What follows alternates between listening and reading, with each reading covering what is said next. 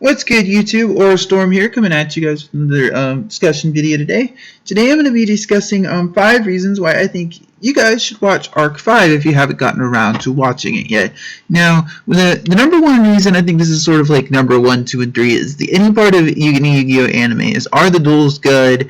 And how are the summoning animations? I feel like those two things kind of make Yu-Gi-Oh anime good. And one of the things I think Arc-V does a marvelous job at, and this is a twofold thing, is the duels are fun. In Arc-V, they sort of have another evolution, kind of like when we got writing duels and 5Ds is a similar thing. Basically, Arc-V uses what are called action duels, which basically, and explains them in the first episode. Basically, you fight, the duelists fight in an arena, and they use this vision technology to basically use it's called solid vision or something like that.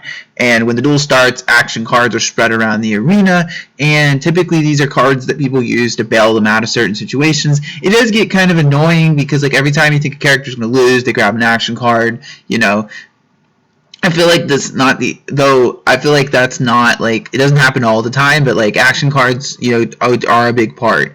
As far as the summoning animations, I feel like that's one thing Arc-V gets really, really right. I feel like every time you see a monster, there is kind of a Ross, Winged Dragon and Raw styled, thing that the character says when the monster is summoned. Sora says, "Root out the plebeians who dare oppose us," for example, when he summons his big boss monster. And there's a lot of other and the phrase is repeated, and it really makes you and the animations are just really well put together. That's one thing I really do admire about Arc-V, is that they really get the summoning animations right. As far as the monsters themselves, do they mirror the actual card game? There are only very minute differences. That's one of the things I think a lot of people liked. The people who do like Zexal, it's one of the things they really liked about it, is that it did mirror the actual card game to a certain extent. Reason number 2, you should watch Arc-V. It has a really, really, really good cast. I know, a lot of times, one of the things I didn't like about 5Ds is I feel like the cast was pretty inconsistent. There was Yusei and Jack, and then, a lot of other characters who kind of come in and out and rotating out. But this cast is fairly consistent. One of the things I do like is that new characters get introduced constantly. It's a pretty rotating cast of characters. You have so you have Yuya, you have Yuzu, and then then you have the other characters that get added, such as Sabatori, characters like Genzaka. The cast is ever expanding. And then Shun and Yuto get introduced, and characters like Dennis. And it's a very good flowing, rotating cast, which is one of the things I really like about it, is that they really did a good job with the cast. And of course you have to have some kind of boss character of the city, and that happens to be Reggie. Reggie plays different dimension demons, or DDDs, so if you're not familiar with that deck, he's basically probably the best duelist in the entire series. He feels kind of what would happen if Pegasus and Kaiba kind of met and were better, because he does create his own cards, because he owns the Leo Corporation, which is the creator of the solid vision technology, and he also is a really, really good duelist, because he created a dueling school where everyone learns, and he's well known for using all types of summoning. So I think that one thing I do like is that you do have a constant rotating. The cast is really good. Characters like Sora, characters like Shun, characters like Reggie, it's a really well put together cast. I don't think there's a character I just absolutely despise besides the annoying Shivers kid. Everyone else pretty much fits the bill. And another reason number 3 why you should watch Arc-V if you haven't gotten around to watching it yet. One of my other favorite things that they did with Arc-V is the music is absolutely fantastic. They did a really some of the music casting in Arc-V is, now typically Yu-Gi-Oh animes in the past have had good music. It's easily recognizable. A lot of you guys who watch 5Ds probably can recognize Clear Minds, for example. The music for Arc-V is really good. I'm going to have a link down below in the description box so you can kind of listen to some of it for yourself. The music is really, really good, and then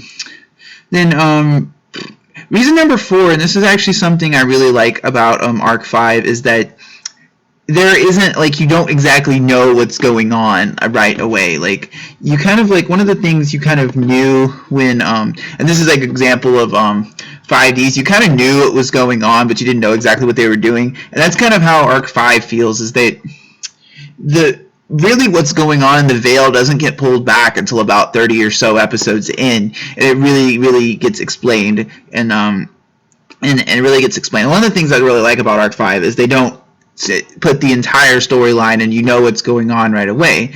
And it does, and that does mean there's slow parts early on, but I guarantee you when you get to the parts where cards like Constellar Pleiades, cards like and there's Panther Warrior cards, there's all kinds of things in Arc-V. And number 5, and this is probably my favorite thing about Arc-V, is that, and the last thing is that Arc-V does a marvelous job of integrating older monsters with either new support or the new archetypes that we see in the anime. It's really cool. You see everything from La Jinn, the Mystic Genie of the Lamp, to you see La Jinn, you see cards like a Panther Warrior, that you see. There's a guy who has new Panther Warriors fusions. There's a guy who has there's a guy who uses Legendary Fisherman.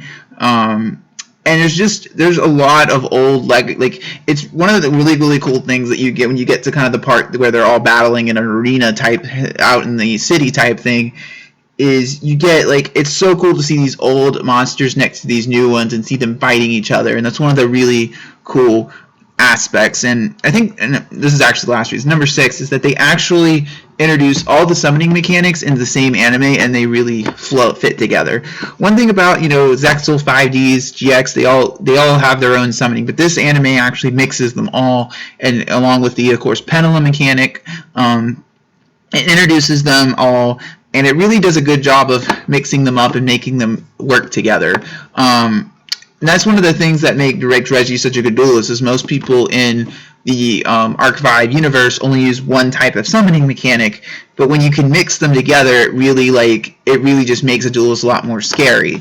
And that's one of the things that I really like about Arc-V, is how they mix the summoning together finally. So anyway, guys, it comes about to the end of the video. So let me know down in the comment section down below what you guys think about Arc-V. So do you think Arc-V is worth a watch? Are you up to date with it, or do you think Arc-V is not as good as some of the previous animes? Let me know in the comment section below. As always, I thank you guys for watching. This Warstorm signing out.